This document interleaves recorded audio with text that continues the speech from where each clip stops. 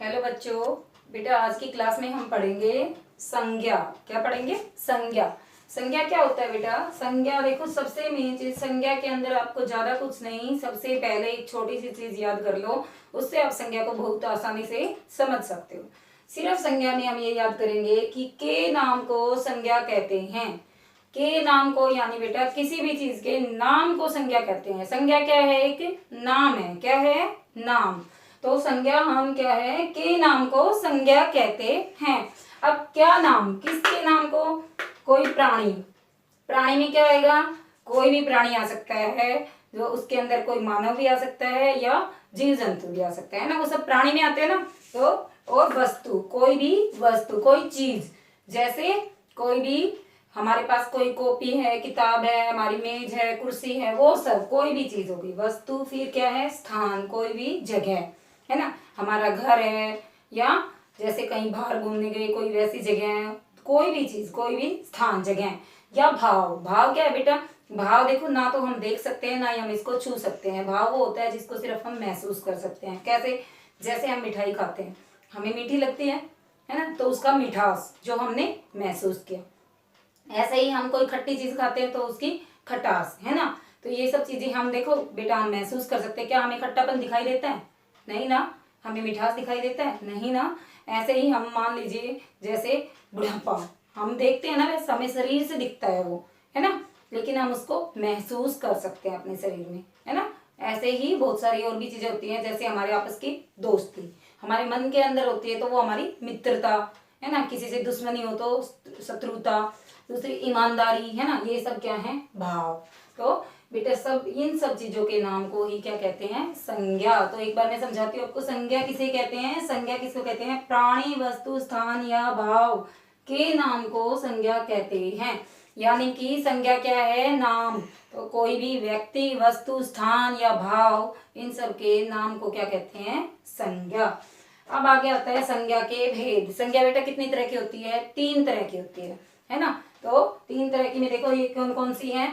व्यक्तिवाचक, जातिवाचक, भाववाचक। अब व्यक्तिवाचक देखो, जैसे कि इसके नाम से ही पता चल रहा है कि ये किसी विशेष व्यक्ति, वस्तु या स्थान का नाम होगा। जैसे राम, दिल्ली, रामायण, ये सब क्या बेटा? देखो राम किसी व्यक्ति का नाम है, दिल्ली किसी स्पेशल जगह का नाम है ना। एक बार सुनते ही हमें समझ आ जाता है। और जब भी हम किसी की बात करते हैं, जैसे मान लो मैंने बोला कि मोहन अच्छा लड़का है, तो आपको समझ आ गया कि भाई अच्छा लड़का कौन है? मोहन, है ना। तो वो उस एक व्यक्ति विशेष का नाम हो गया, है ना। तो बेटा हम इससे, अगर मैं यही बात ये बोलती हूँ कि वह अच्छा लड़का है, तो हमें ये समझ नहीं आता कि कौन अच्छा लड़का है। लेकिन अगर मैंने बोला मोहन अच्छा लड़का है, तो इसमें हमें विशेष व्यक्ति का पता चल गया कि मोहन के बारे में बात हो रही है। तो यहाँ संज्ञा क्या हो गया? मोहन। दूसरा, जैसे मैंने बोला कि दिल्ली भारत की राजधानी है। अब देखो दिल्ली, दिल्ली किसकी राजधानी है? भारत की, है ना। तो दिल्ली एक जगह का नाम है जो हमें सुनते ही समझ आ जाता है, और भारत हमारे देश का नाम है। तो ये भी क्या है? किसी जगह का नाम है, किसी स्पेशल चीज का नाम है। और फिर देखो ये लिखकर रामायण, जैसे रामायण हमारी एक किताब है ना, हमारी पवित्र पुस्तकों में आती है। तो ऐसे ही हम इनसे, जैसे श्रीमद् भगवद गीता भी है, तो इससे हमें इनका पता चल जाता है कि ये स्पेशल किसी व्यक्ति, वस्तु या स्थान का नाम है। तो ये क्या आ गया? व्यक्तिवाचक संज्ञा। दूसरा क्या बेटा? जातिवाचक संज्ञा। देखो जैसे इसके नाम से ही पता चलता है, जाति यानी ये एक स्पेशल, एक ही चीज अपनी पूरी जाति के बारे में बताती है। जैसे मैंने बोला कुर्सी, तो कुर्सी के अंदर कोई भी चीज आ सकती है, चाहे वो लकड़ी की है, चाहे वो लोहे की है, चाहे वो हमारे पास प्लास्टिक की है। तो सारी कुर्सियां, चाहे वो छोटी है, बड़ी है, ऊंची है, नीची है, जैसी भी कुर्सियां होंगी, सब कुर्सियों के लिए वो बात बोली जा रही है।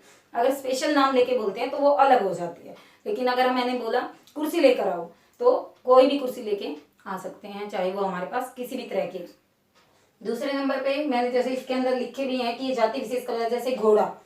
घोड़ा क्या है? एक घोड़ा बोला तो सारे घोड़े उसके अंदर आ जाते हैं, चाहे वो दुनिया में किसी भी तरह का घोड़ा है। तो अगर स्पेशल नाम लेके बोलते हैं, जैसे चेतक बहुत तेज, चेतक घोड़ा बहुत तेज दौड़ता था, तो वो एक अलग स्पेशल घोड़े की बात आ गई। तो वो फिर किसमें? व्यक्तिवाचक में चला जाता है। लेकिन अगर मैं सीधा बोलती हूँ घोड़ा बहुत तेज दौड़ता है, तो बेटा सारे ही घोड़े तेज दौड़ते हैं, है ना। दूसरे में किसान, तो किसान में सारे किसान आ जाते हैं। तो ये अपनी पूरी जाति के लिए है। छात्र, जैसे छात्र के अंदर सारे बच्चे आ गए, सारे स्टूडेंट्स आ गए। ऐसे ही फसल, सारी फसल आ गई। अगर स्पेशल बोला जाए गेहूं की फसल, तो वो एक अलग चीज हो गई। है ना। फसल अगर अकेली बोली जा रही है तो वो सारी उसकी जाति के लिए उन सारी फसलों को लेती है, तो ये जातिवाचक संज्ञा। फिर है बेटा भाववाचक। भाववाचक मैंने जैसे पहले भी बताया कि हमें दिखाई नहीं देता, हम इसको महसूस करते हैं। जैसे भाव में क्या कहता है, भाव, गुण, दोष अथवा अवस्था।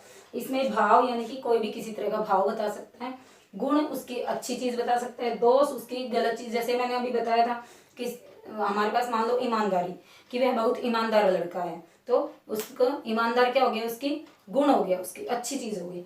और उस दूसरा नंबर पे हम उसके अंदर लालच है ना, लालचपन जो हम उसने दिखाया वो क्या हो गया, उसका दोष हो गया।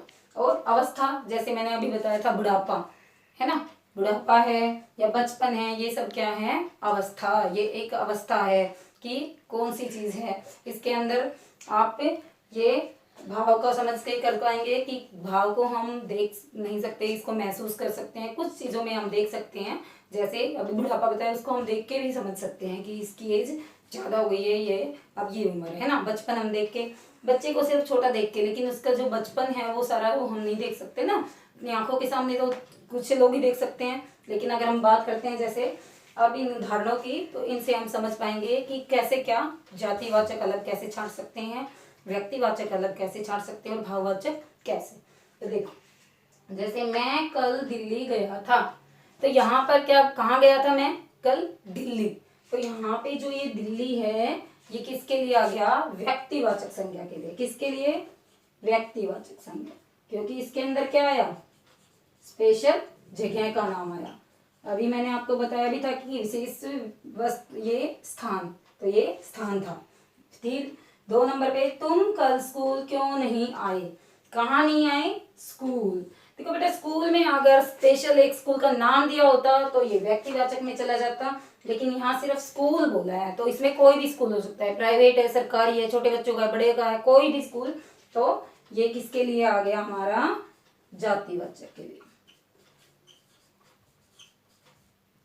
और अगला क्या है, सबका बचपन अपना अलग ही महत्व रखता है। तो क्या है, बचपन।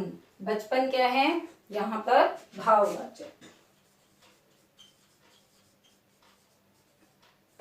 है ना, ये भाववाचक संज्ञा। तो बेटा आपने इन सबको देखना है, बस यही है कि संज्ञा क्या है, किसी भी चीज के नाम को संज्ञा कहते हैं। इसमें व्यक्ति, वस्तु, स्थान कोई भी आ सकता है। 3 भेद होते हैं, व्यक्तिवाचक, जातिवाचक, भाववाचक। व्यक्तिवाचक में स्पेशल किसी भी व्यक्ति, वस्तु या स्थान के बारे में बात होगी। जातिवाचक अपनी एक ही शब्द सारी जाति का बोध कराएगा। और भाववाचक में कोई भी भाव, गुण, दोष अथवा अवस्था आएगी। ठीक है बेटा, इसको रिवाइज करना है आपने, अच्छे से समझना है और करके भी देखना है। ओके।